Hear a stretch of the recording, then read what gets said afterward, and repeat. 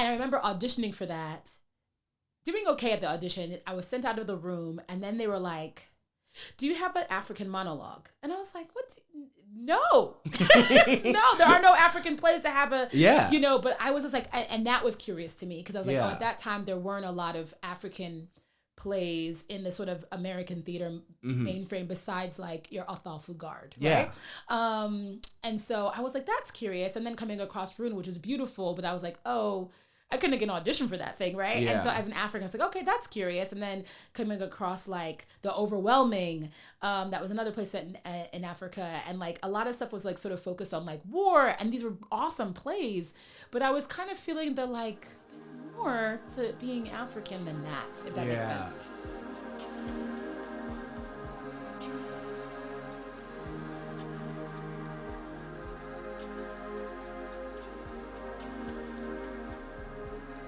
Hello, everybody. Welcome back to the Scene Podcast. I'm your host, Justin Borak, joined by my best bud, producer, editor extraordinaire, KJ. KJ, do you want to say hi? Hi, KJ.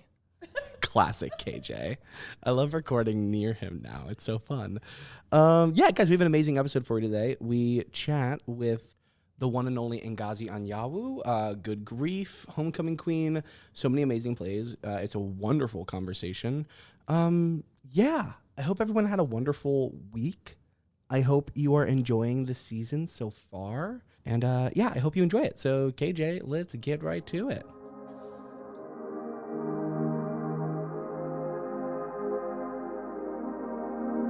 It's time for Theater in a Minute, where I explain something from theater past, present, or future as quickly as my brain lets me. Today's topic is the brilliant, the important, the fabulous Alice Childress.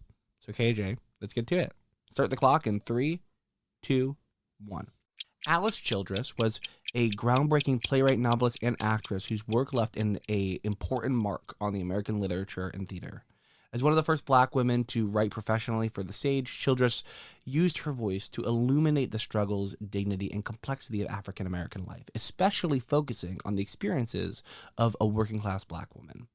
Born in 1916 in Charleston, South Carolina, where I went to college, boom, that's where I first heard of Alice Childress, and raised in Harlem, New York, Childress was deeply influenced by the Harlem Renaissance and the Civil Rights Movement. Her plays often addressed themes of racism, sexism, class inequality, long before these topics were widely discussed in the mainstream theater. One of her most acclaimed works, Trouble in Mind, in 1955, exploring the systemic racism within the theater industry itself. Although it was poised to become the first play by a Black woman to appear on Broadway, Childress refused to compromise her message to satisfy producers, delaying its Broadway debut until 2021. That is almost 70 years, a testament to both her integrity and the enduring power of her voice. In addition to her plays, Childress also made contributions to young adult literature, notably her novel A Hero Ain't Nothing But a Sandwich in 1973, which candidly dealt with drug addiction and identity. Her refusal to sugarcoat difficult realities helped pave the way for more honest portrayals of Black youth in literature. Alice Childress' work is vital because it's challenged stereotypes, advocated for equity, and insisted on the full humanity of Black Americans at a time when such perspectives were often excluded from the mainstream narratives. Her legacy continues to inspire generations of writers and artists committed to truth-telling and social justice. Most recently, her play Wine in the Wilderness premiered off-Broadway at Classic Stage, and it was one of my favorite things I've seen so far in 2025. Childress' work, it's one of the most important canons in American history, in American theater right now. And that is Alice Childress. Amazing pieces. And I'm so happy that in the last couple of years, they're getting done in New York so often that I finally get to see them at this wonderful professional level. Boom, baby. Alice Childress. Theater in a Minute. The Scene Podcast is sponsored by Broadway Book Club, the only subscription box that delivers the magic of theater straight to your door. 7 scripts delivered 4 times a year, from Broadway hits to hidden gems. Broadway Book Club is perfect for theater lovers, educators, and performers alike. It's the easiest way to grow your library and spark your next great production. Join the club. Learn more at BroadwayBookClub.com.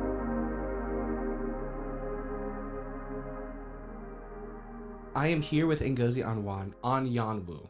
Okay, so it's nothing like it's spelled. Okay. So it's Anyanwu. Ein. Ya. Woo. And then you just kind of flow Anyanwu. Anyanwu. Yes. Really? Yes. Oh, sick.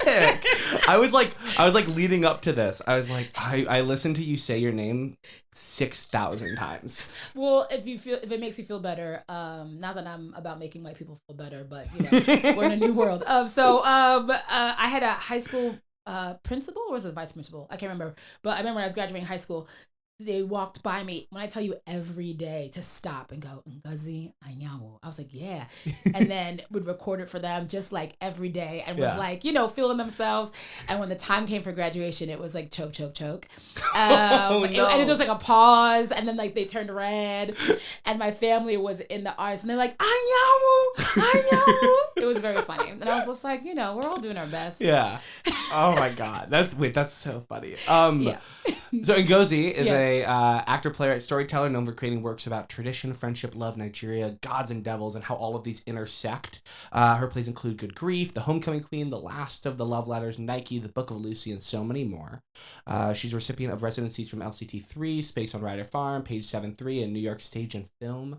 And while doing like a bunch of research, I think the thing that best describes you as a writer is your little like artistic statement on MPX. I love it so much. It's I make plays, I make trouble, so hopefully you can make love and trouble. You can make some love and trouble, which I love so much. And I think I still believe that. So we're gonna go with I think that. it's a good statement. That was like I made that a while ago, and sometimes I'm like, that's not me anymore. I'm like, nope, that's still me. I kind of love it. I like that it feels like it boils down your work in a really great way, but also leaves it very open, because I feel like your canon expands like so far. I'm hoping. Yeah.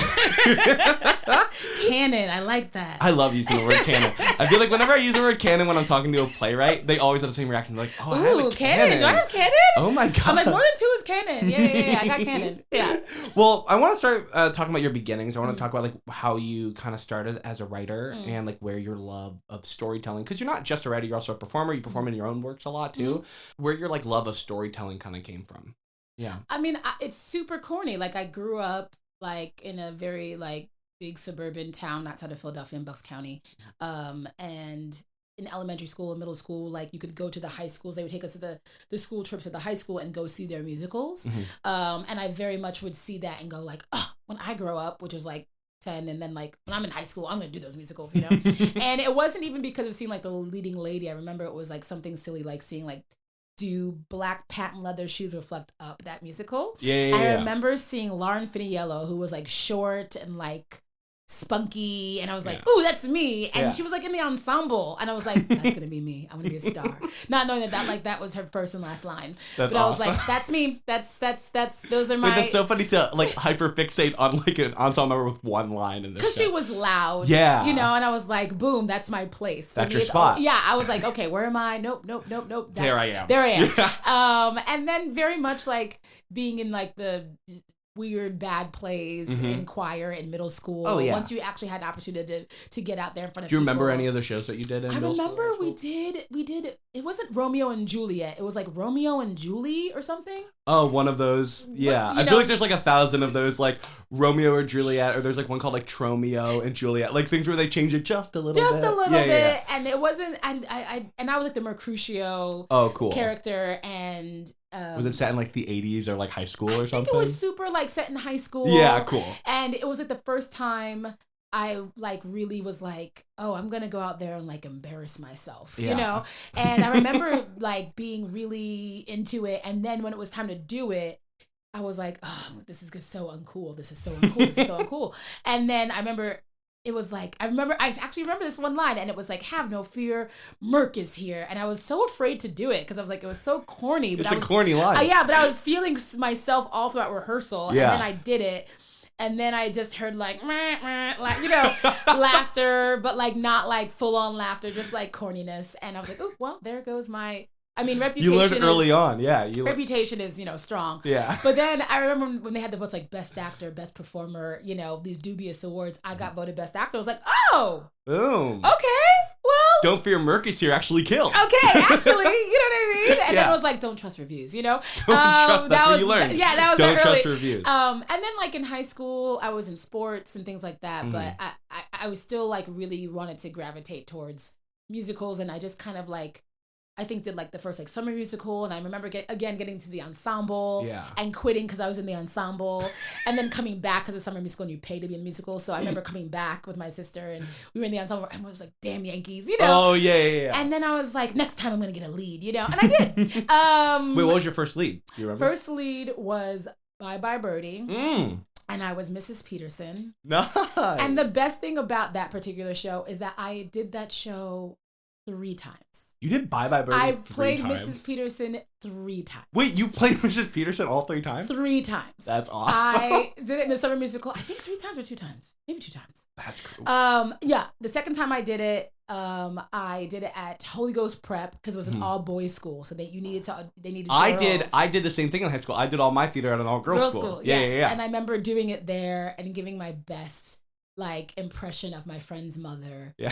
That I look back now and I go, that was problematic. But what are you gonna do? Yeah, I was gonna say, I feel like that's how probably most high schoolers pull off Miss Peterson. That's true. Yeah. And only in that version she had to sing. So in the version that I did, she was just, you know. But I had a fantastic time, and then I was like, it's. After that, it was like, the bug. You got bit. The bug was there to like perform, and then eventually I went to undergrad for theater for acting. And then I would say the writing, I was doing poetry, a lot of creative writing in high school, a lot. And then like narrative, like for plays. I remember very distinctly going to school for undergrad at Point Park and feeling the, like, I was always cast. You actually still had to audition for your programs in a conservatory program.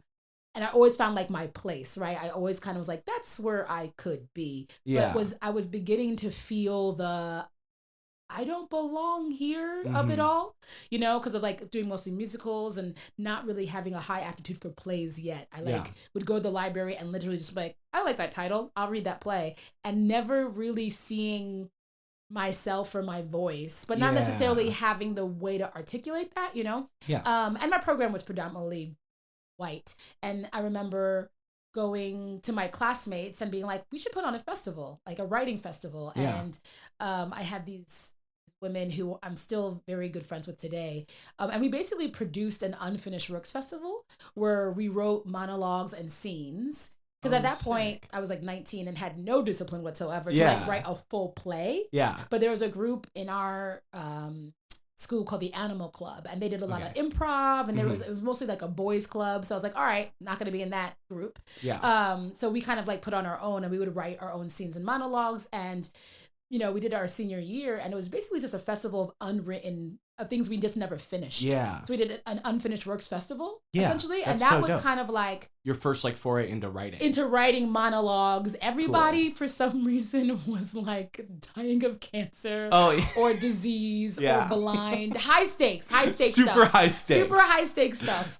I wish I had actually could find the beautiful problematic writing that I had. Yeah. But that was back when it was just like AOL, so I have no idea where any of that stuff that'd be is. so cool if you wrote a monologue book and then just snuck 1 or 2 of those in there. See if anyone said anything. I don't know. I feel like I get canceled for some of the nonsense I wrote back in the day. But we did it. We did it anyway. And that was the first foray into like writing narrative things. Yeah. And then when I graduated, it was kind of similar, going out into the world, auditioning for things, getting into things, not getting into things.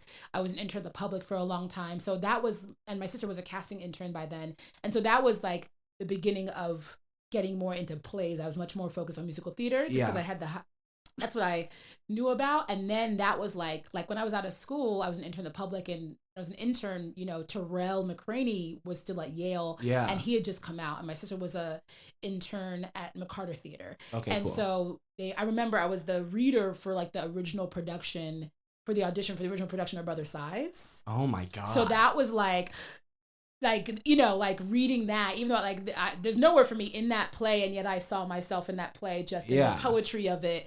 And so that was like startling and coming across like ruined, you know what I mean? Like sitting in the audience. I took a date To ruin. To ruin? I didn't know. I had a friend who was an understudy and I got free tickets. I was like, That's I'm in the awesome. biz. I got an extra ticket for you. And act one, I remember very distinctly him like wiping his tears. When Salima gives the my children will smashed in the bush monologue, and it's like great first date, really good first date. Yeah. We didn't date after that, but that I will say it awakened my playwright spirit.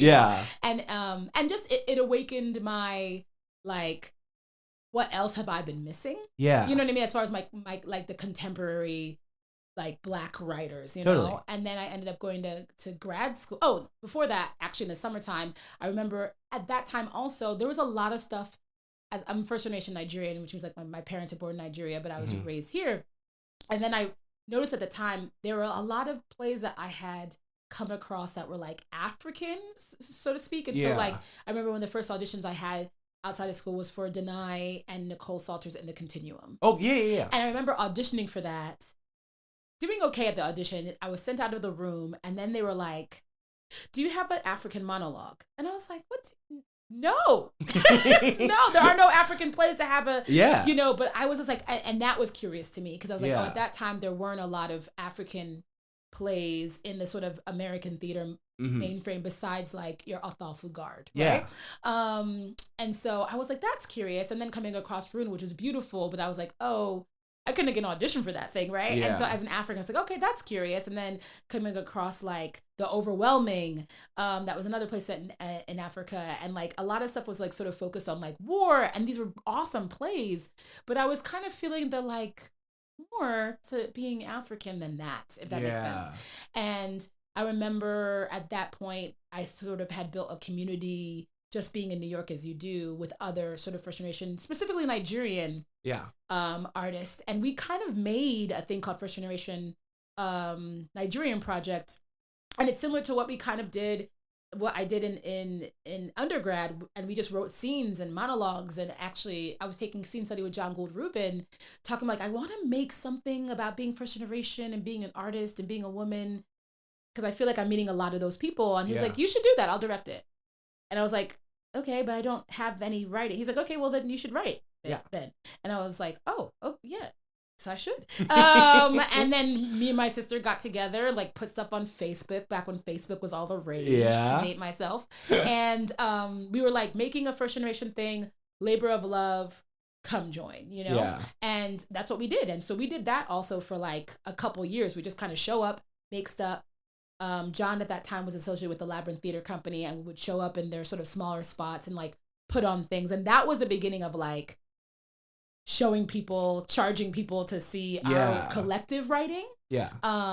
And then still not necessarily having it in my head that I'm a playwright. It was more I write with these people. And that was I'm creating content that I'm not seeing from the from main frame. The main frame. And we're writing and performing, and we're doing it with I'm doing with other. It felt like a collective kind of thing. I felt like a collective thing. So I didn't necessarily count myself as a writer still. I was just I'm making a thing. That makes sense, these other people, which is now funny, so Adofia, right? That was one of the people, Yvonne Orji of Insecure. I feel like whenever we do this podcast, whenever I talk to people, they talk about something that happened early in their career, and it's always playwrights or creatives that are huge now, or just have changed the game, which is just so cool. So that, I remember Yvonne was living in DC, saw our thing on Facebook, took a train, showed up at our first meeting. This is 2009, 2008, and lived on my couch. That's so my LA dope. Apartment is her old apartment. We're still good friends for today, but those are just the two. There are a couple of other women, Joy Natoma, Naomi Nkuku, Mutiata. And so, but those are the two that Faniso is her own prolific. She was already at that point, I think she had started The Grove, which is premiering, I think, in 10 seconds, next month, which is so amazing. Because I remember her, she had already sort of put pen to paper. And that was also sort of another inspiration of okay, maybe I will stop being lazy and actually finish my own thing. And then going to grad school, 2010, I finished my first play, Good Grief. In grad school while I was in school for acting. That's amazing. And that's sort of the long journey to And then once I finished the first draft of that, I was like, oh shit, like I wrote. Are we allowed to curse? It's too late. Yeah, we can curse. Okay, great. Yeah. And yeah, so I was like, a play is done. happening, yeah. Okay. And Which I want to talk about Good yeah. Grief. It's one of it's one of the titles at DPS. It's kills. I feel like I'm constantly seeing it, and one of my favorite. It's my first read of like your kind of like works that I like. That's the way I found you. Like I think a couple years ago. Where did like that play come from? And also, I'm so like, I think it's so interesting that it's your first full length play like you wrote. Like it was kind of like you just said. Like it was you're like. Would you say it was like your first time kind of being like, oh, I am a playwright? No. I've got done that play. I think we self-produced the play, and I was like, I'm just a person who wrote a play. Oh, so it still wasn't fully I was connected still not yet. owning like I'm a playwright. I was still like, okay, I guess I finished a thing. We should put it up because that's what I'm used to, making things and putting them up. Yeah. But no, that I don't think I actually was like owning being a playwright probably until Homecoming Queen. Really? Yeah. That's so interesting. There's a quote from Sarah Holdren at Vulture, which I think about Good Grief that I love so much. Ngozi understands that humor in a story functions like lemon juice or salt. It heightens the flavor around it and adds a sting. Isn't Sarah Holdren the best? She's the nicest. It's one of the nicest things. I was reading this article and I was like, oh, like she's being so nice. And then I read that line. I was like, oh my God, that like it also sums up your style. Really, I think really it does as well. Like I very rarely read reviews, and I just read hers. Yeah. Like, and I don't even mean it like towards me. It's like in general, I like the way that she's a writer. She's an artist, you know, she's got skin in the game as a director, but there's something about when I remember reading that review and being like, oh, she understands me. Cool. Like, so whether she likes something or not of mine in the future, I'm like, oh, she's really trying to figure out what the artist is trying to do. And her doing that, I was like, oh, I do that. Yeah. That's good, Sarah. I'm glad that ever since the Don't Fear Mercs Here reviews came out, that you've now come around to start trusting reviews a little bit more. I think a little bit. Just a little bit. But it's such a great way of describing your work. Do you want to talk a little bit about Good Grief? Would that be cool? Absolutely. Yeah. Like where did it come from? Where did it start? Yeah, I mean, Good Grief is probably my, I guess not only. I think all the plays are really personal. Yeah. But that one's kind of like pseudo-autobiographical. And so I remember writing that like my beginning fall of third year. Yeah. And you're just sort of already... You're in grad school for playwriting. I'm in grad school for acting. Yeah. Okay. So I'm in grad school for acting. Yeah. And it's not like I don't have enough to do worrying about graduating and trying to be a big star. But I just have always been like annoyingly high-achieving multitasker. Yeah. And so I really kind of wrote it as an exercise. It was the 10th anniversary of my best friend's passing. Yeah. So I was like in my, existential, what life is all about, period, as one is. Yeah. And I was just writing about him. He was very much in my heart. He very much was a part of my life when I think I really decided to commit to being an artist, like really, really like seriously commit.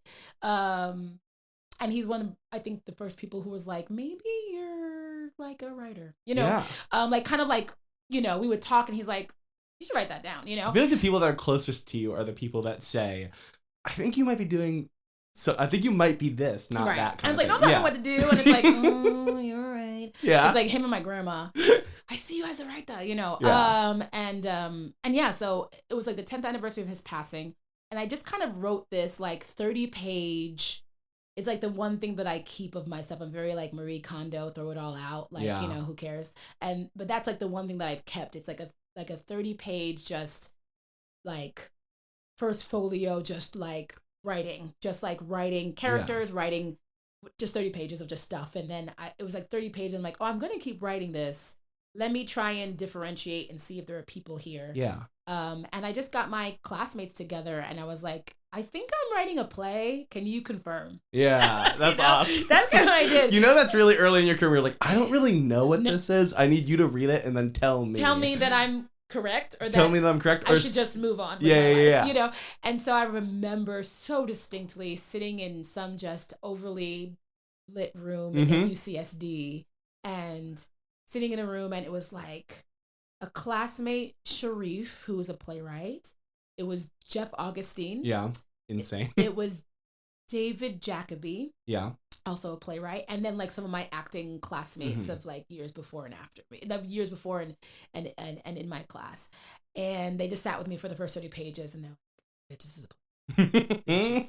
Bitch, is a play." That's David, awesome. who's a playwright, was like, "I hate you actors who can write such great dialogue. I hate you guys." And I was like, okay, that hate is like motivation to keep Good. going. That hate, I feel like, is so real. Yeah. We interviewed Douglas Lyons last season, and I had to be like, hey, this play that you wrote, Chicken and Biscuits, that's nominated for Tony Awards, is doing really well. Also, how is being in Parade on Broadway? Yeah. It's so annoying. Yeah, but we just hate you multi-talented people. It's the worst. And so I was like, okay, I think that's a compliment. Good. Yeah, it's a good compliment. So I'm going to keep going. And then I just literally would just, whenever I like had like an extra 20 pages, I would get people together and read. And then by the end of my first year, I was like, all right, 90 pages. That sounds like it was very arbitrary. Yeah. I was like, 90 pages, go. Like, I think that's the first draft done. Yeah. And then I literally had, I'd already graduated. We graduate earlier, third year at UCSD. You do the showcase. And so, but you stay in San Diego for like a couple more weeks just to get your stuff together.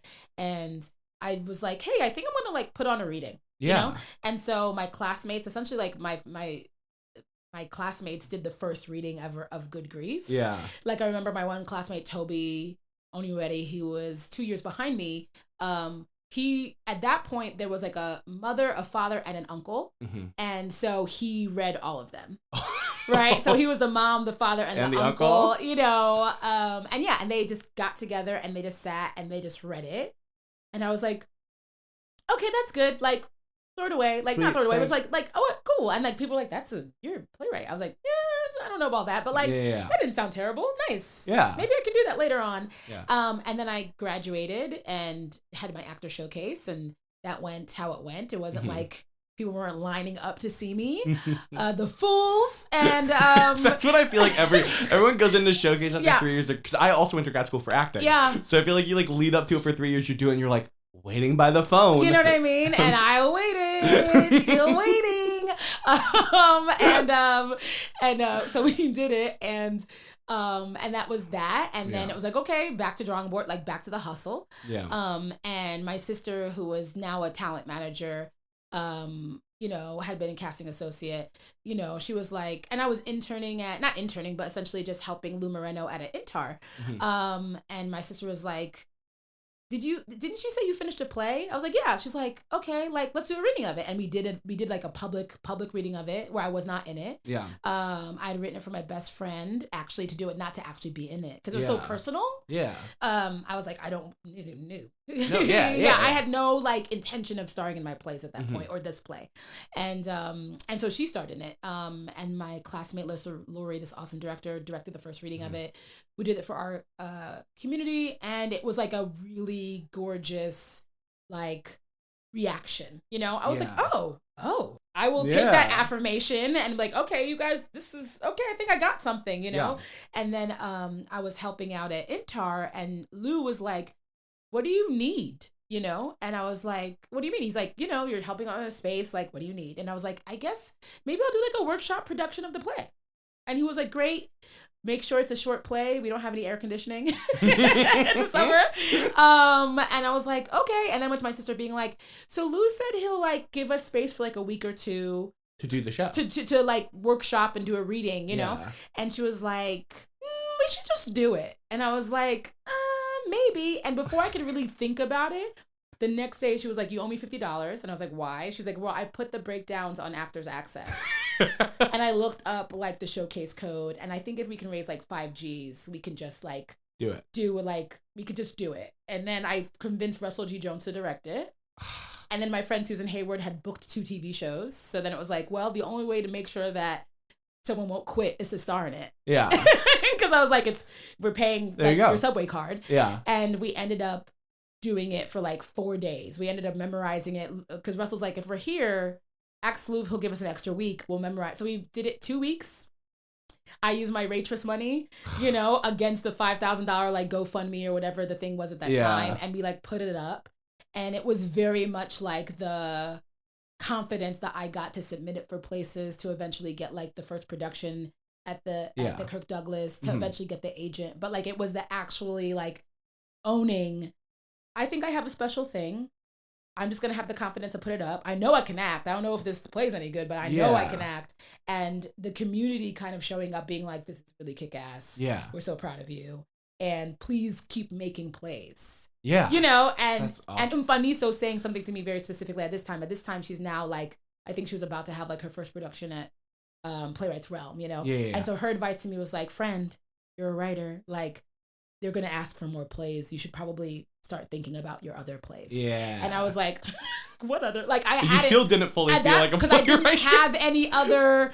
Done 4 readings of your plays and had like huge acclaim to it. People are already loving it. You're like, I don't know what you're talking about. Well, because I didn't have any other ideas. Yeah. I didn't have any other like, you know, and it wasn't actually until I was interviewing for agents and writing agents that by the time I got to like my last writing agent meeting, which is like now my current agent, Olivier Sultan, the best bulldog in the business, shout out to the big O, he made me feel like I felt like I had homework after him. He was like, okay, this play's, everyone else was like, this is a great play.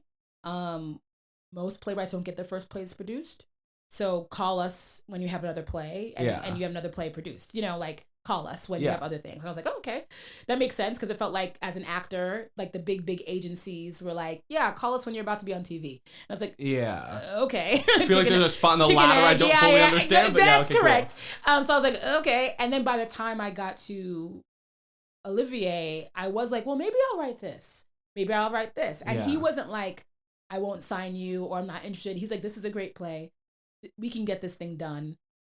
Are you working on anything else? And I was like, well, I'm thinking about this other play about a writer who's gone back to Nigeria, kind of in the style of The Visit. Write that. Like, he was like, you know, I'm like, I'm thinking about, you know, I was writing a play with a friend. We're in the beginning of talking about this Robert Jobs. Like, definitely make that. Like, he was just kind of like, go. He was just kind of like, get out, go. He's sending you out for homework. Yeah, he's giving you homework. Yeah. And then I was like, okay, I'll eventually, he'll call me someday when I've written those other plays. And like the next day, he was like, because he's an actor, she's a writer, she's whatever, how do we take care of everything? And I was like, how do we take care of everything? You know, like, talk That's that so shit, nice Olivier. to hear. Yeah. And then it was like, oh, I should probably live up to all the work that people are now going to do for me. Yeah. And so really it was just like the pressure cooker of giving myself like, I might want to write this play. And that was Homecoming Queen. Yeah. And then him saying that and being like, ooh, I should probably write that play. Yeah. Yeah. And so that's kind of that's Good Grief is very much the beginning of like, you know, the whole thing. That's such a good story to find your way into it. Oh my god. It's a good lore. It was like, just keep going. Like, just keep writing the thing. Yeah. Don't necessarily believe everybody when they say like, you know, that usually doesn't get done. Cause I get it. Cause it's very true, you know? But I was just kind of like, I saw the other agent who was like, you know, people don't produce those other, you know, they're not gonna, you know, you have to write, you know.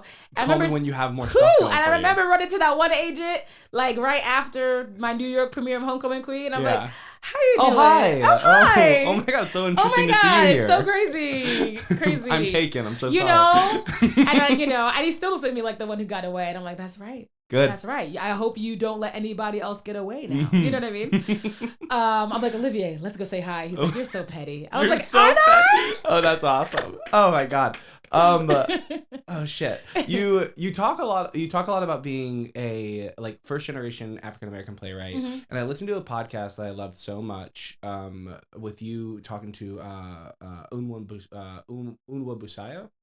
Oh, Busayo, yeah. She the conversation was so good, but she brought up something that I loved, where she was like, how do you write with the perspective of like living within the intersection of the cultures that like you are kind of like living within? It takes place so much in your plays. Do you want to talk a little bit about that like intersection of cultures within like that you find yourself writing about in so many of your canon? Yeah, that's right, canon. Yeah. No, I think for me, it's very much like if I'm trying to tell the truth, I'm trying to speak on what I'm trying to figure out. Yeah.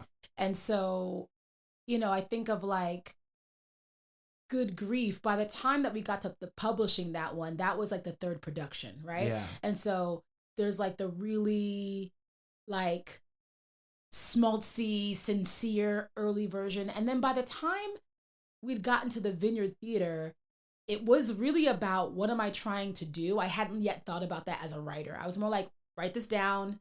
And I was like, and it felt always a little disjointed. And I remember David, who I went to school with, had said something really early that I eventually got. And I remember, because the play is pseudo-autobiographical, he was like, you don't have to tell the full truth if you don't want to.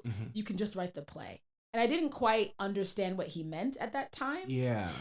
Because he's like, it's always the truth if you wrote it. Yeah. Right? Yeah, so like, yeah, you don't have like, he's like, I feel you trying to be loyal to the facts. Yeah. And you need to write a play. It's almost like the mentality of like a stand-up comic. Like, you know what I mean? Like when you go up and it feels like they're telling a story about them, or their lives, or they're talking from their own perspective, but they're doing it for the joke. Like you're doing it for the story. Right. Yeah. And because that play particularly was about a friend of mine who had passed, there was a lot of like also guilt around being successful for a play about that. And then there was also a lot of like, I want to make sure I get this right. I want to make sure, like, give this person legacy. And then by the time it was like, you know, we're at off Broadway, and I knew it was going to be my last time doing it. You know, like that ending that is in the play is so different from even when it was at Kirk Douglas. Oh, really? Right. Yeah. Because it was like, oh, I am writing this play to give this away and give this person away. And for you to maybe think about whoever your MJ is, right? As opposed to this thing has to be completely accurate, right? And so I think about that for each play. It's like, what am I trying to do with each play? And I think I harken this back to, it's going to be a lot of Terrell call outs, but I remember reading when the Brother Sister plays had been published. I could remember seeing it, having one feeling, and then having a different feeling when I read it. I was like, oh, that's so interesting. But I remember reading the Brother Sister plays, and they had finally all been published. And I remember, I think this is correct, because it's been a long time since I picked up the plays. But I remember each play had a dedication. Yeah. Like one was like for his sister, one was for his mother. And I was like, oh, I love that. Like, I love it's a dedication to a thing to sort of keep me on task for what I'm writing. And I just feel like with Homecoming Queen, I was like, I always knew I'm going to write my Nigerian play. Yeah. But as someone who's not bilingual, like I'm not fluent in my parents' native language, I just wanted to write something that was truthful for me. Yeah. And what was truthful for me for that particular play was that I feel very Nigerian, and I feel very not. Yeah. All the time. And I was like, can I make a story that encapsulates that? You know, there's a difference between a first generation who is kind of born in Nigeria, but mostly raised here, but knows their parents' language and can navigate, you know, their Africanness. But a person who, there are some things that are familiar to me. There's some things that are lost to me. And so I wanted to be really honest about that, as opposed to being like, even to go back to like the African plays that I would see, quote unquote African plays, and to be like early offended by those plays because I didn't feel like it was accurate. But then I was like, oh, what it's actually doing is poking up against my authenticity and poking up against what I feel to be authentic or inauthentic to me, right? Yeah. Okay, so I'm being offended by this because I'm like, this is not Africa. And then I'm like, well, who the fuck am I to say that? Because I'm born in fucking Trenton, New Jersey, right? Yeah. And so what I realized is that was actually poking up against that. So that poking up against, I was like, oh, I really kind of want to double down and be truthful in my plays about what I know and what I don't know, which I think is why there is a lot of intersection, because I believe I'm a lot of a lot. Yeah. Like I'm a lot of both. I'm a lot of an African. I'm a lot of a Black person. I'm a lot of a woman. I'm a lot of a sad girl. You know what I mean? I'm a lot of like a sort of like, you know, forward facing person. Yeah. And I want to try and make each piece represent that and try and do everything without trying to do everything. Yeah, you know? So, totally. So if you're feeling like, oh, there's this and this and this in it, and it feels really, I think, you know, I'm always trying to just be, I think, honest, and I'm always just like I personally am at many intersections, right? Yeah. And so of things that I know and don't know. So I kind of use the plays to know more. Yeah. You know, Homecoming totally Queen, makes sense. I kind of was like, oh, this is a chance to talk to my parents more. Yeah. So there's a lot of language in there. And even in the process of doing that play, it was hard. We had a dialect person and a cultural person who was like, that's not the right language. And I had to be like, I'd go to my dad and he's like, no, that's correct. But this is specifically of our village. You know what I mean? Okay, Like yeah. that was So let you explore yourself a little bit through writing the play. through writing the That's play. so cool. So Yeah. and all of them now are much more purposely like that because I'm getting older and Yeah. more tired to write. And so I'm like, if I'm gonna finish this thing, what am I gonna get out of it? Yeah. And then hopefully someone gets something out of it. But before it was like, what do the people want? And now it's like, fuck the people, in a beautiful way. But because I'm like, oh, I have to trust that if I am trying to be authentic to myself and honest with myself, then the person who's going to sit in that audience and or pick up and read the play is going to try and come to me. Yeah. You know, it's going to be what creates the realest and like truest thing for them to see. That's right. They can take with that what they will. Yeah. There's a quote by, James Imes. He has this thing on his website where he has like all these little quotes that he wrote, and he wrote one. Wait, I have it written down on my phone somewhere. It's there. Okay. It's what I think I know right now. Yeah. Which I love so much. I feel like it's very much like the playwright mentality. Yeah. Of like the good playwright mentality. Yes. Yeah. What I know for sure is that I know nothing at all. Yeah, exactly. 100%. Yeah. Until I do. Until there's I wanted to talk also about there's a theme in your plays because as I was kind of like rereading also I was gonna shout this out when we talked about Good Grief. I didn't know until a couple days ago Good Grief's on Audible. Yeah. Dude, I listened to it. It's so good. Yeah, Kate Navin was one of the agent interviews that I had. Yeah. And she was at Gersh at that time. Mm-hmm. And I remember we sat and wept like children. We just sat. She like had talked about something that had happened to her. And we were talking and it was like I was like, oh, I didn't know agents had hearts. Had hearts? And at that point, I was like, this woman's going to be my agent because she's just so, but the African in me is like responds to like more just sort of like terse discipline and like that mean uncle energy. Yeah, you like the agent that gives you homework. That's right. Yeah. That's right. So it really was like I remember toiling and being like, Gersh or CAA, which is I want to be clear, not problems. No, but at that point it was like like what do I do? Yeah. And she ended up leaving and going to Audible. And then when at that point I was like, oh, I don't know that this place is ever going to come to New York. And I remember very specifically, like, Vineyard had done it, and it was a co-pro with Audible at that time. And Kate was the head of the theater department. She had just become the head of the theater department. So it was one of the first things that she did. Yeah. So it was one of those, like, lasting relationships of, like, oh, dope. Oh, I knew we loved each other. Yeah, that's so awesome. Like, even now we see each other, and we're like, yeah. It's nice to see. Yeah. She's the best. She's the best. It was so good. And I feel like making theater more accessible is super wonderful. Like Audible has so many of those. But yeah, I was so excited to see that Good Grief was on there. Yeah, and it was with the New York cast. Yeah, it's so cool. Yeah. One of the last things I want to talk about is something that I found interesting because one of the first plays I read of yours, other than Good Grief, was like a play of yours called The Book of Lucy, which I loved on your MPX. But you love playing with like the concept of like old gods and like devils and like that like kind of almost like mythology element. Where does that come from, that like kind of interest within? Because you also you use it so much as like a metaphor in your pieces, or like sometimes it's like sitting in the background and it's like waiting for like the end of the play to kind of come out and be like, this is what it means kind of thing. Yeah, what like draws you to that? I mean, I just had an 8th grade teacher who did like Greek week, you know what I mean? And it was just so fun. It was like the idea of myth and myth making. And I'm not like a Bible girl. I'm not like a Jesus girl, but like, I grew up very Catholic. My mom is like devout. And, but I did like the Bible. Like it was like the stories were like big and ancient, getting into mythology. I loved reading the Odyssey. I loved reading the Iliad, just that those big stories that relate to really, regular stories. I just really always really gravitated towards the mythology of it because it was like a lesson of how to live this life.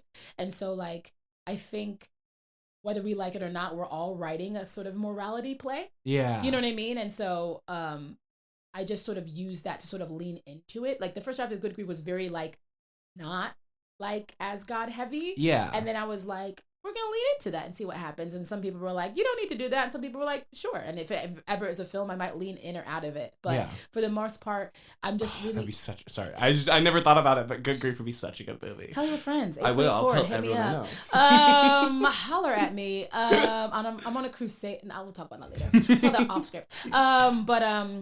But but yeah, so I just really like the idea of taking the big story Mm-hmm. and like and bringing us down, because like the need to explain why we're alive essentially is like ancient and Yeah. mythic. And even now I'm leaning with Nike, you know, I lean more into the Africanness of it all. Yeah. And because a lot of those European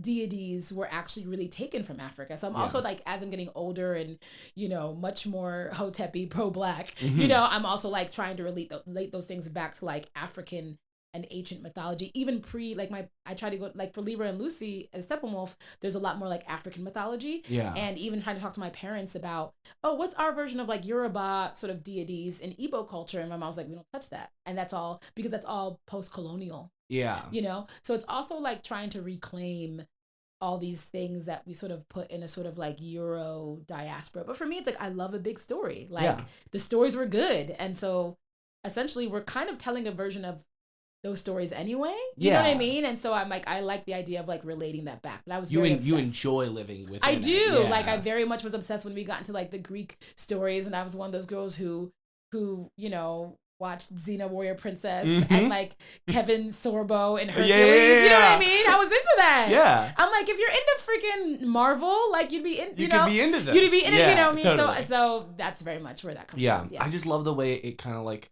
lives within so many of your plays in like different amounts, but you can like see it in so much of it. It's wonderful. But dude, thank you so much for talking with me. I love ending every episode because I love tea and I love knowing what's going on. Is there anything you're working on? Is there anything like any projects you're allowed to talk about?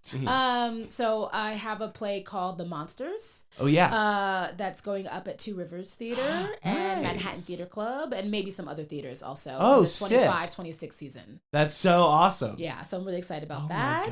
And I have a musical that I am trying to get back. And I'll say that out loud because I don't care. Because I'm like, I'm gonna get this thing back. It's mine. Playwrights, when you're dealing with producers, really, really get the tea on them. Anyway, okay, good. But I'm trying to get this musical back that I've been working on called Hearts Beat Loud. It's an adaptation of a film. Wait, the film? Yeah, it was with a great Nick Offerman? film with Nick Offerman, Kiersey Clemens. Dude, that's one of my favorite movies. Cool I film. love that movie. Yeah, so I have a version of that with this composer Nico Sakalakis, and so we're trying to get the rights back to it to put it up somewhere or to get another workshop of it. So those are my two, you know, big one's definitely happening, the other one's a bit of a white whale that I feel optimistic about because I think we made a beautiful thing. So, yeah. Thank you so much for being here. Guys, go read Ngozi's stuff and go listen to Good Grief on Audible. Yeah. Because truly it was like one of my favorite finds ever. I'm sorry I'm plugging that so much. Yeah, but plug it. Yeah, seriously. But thank you so much.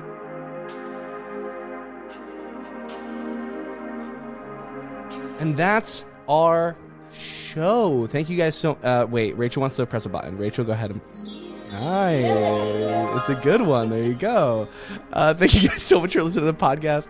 Ngozi, thank you so much for being on the show. Go read Good Grief. Go read Homecoming Queen.